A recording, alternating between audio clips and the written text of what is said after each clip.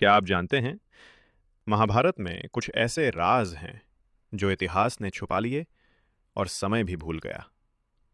राज जो धर्म के नाम पर छिपाए गए और सच्चाई जो कभी बताई ही नहीं गई। आज हम खोलेंगे महाभारत के वो अनसुने रहस्य जो शायद आपके सोचने का तरीका ही बदल दे।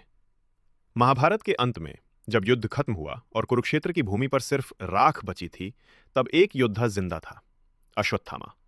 कहते हैं कृष्ण ने उसे शाप दिया था कि वो 3000 सालों तक इस धरती पर जिंदा रहेगा, बिना सम्मान, बिना शांति और बिना मृत्यु के। और आज भी भारत के जंगलों में कुछ लोग दावा करते हैं कि उन्होंने एक जख्मी बूढ़े आदमी को देखा जो खुद को अश्वत्थामा कहता है। क्या यह सच है या सिर्फ एक लेजेंड? कोई नहीं जानता। द्रौपदी के 5 पति होने की कहानी सब जानते हैं, पर बहुत कम लोग जानते हैं क्यों।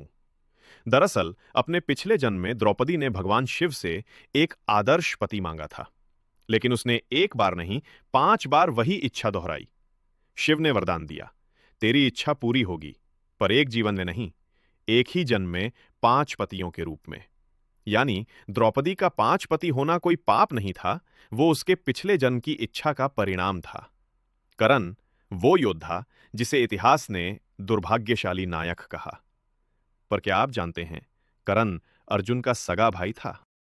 हां, कर्ण कुंती का पहला पुत्र था, जो जन्म से ही सूर्यदेव का पुत्र था। कुंती ने उसे गुप्त रूप से जन्म दिया और नदी में बहा दिया, क्योंकि समाज की नजर में वो अविवाहित मां नहीं बन सकती थी। सोचिए, महाभारत का सबसे बड़ा युद्ध भाइयों के बीच लड़ा गया था, बिना जाने, बिना समझे, सिर्फ कर्म और धर्म के नाम पर।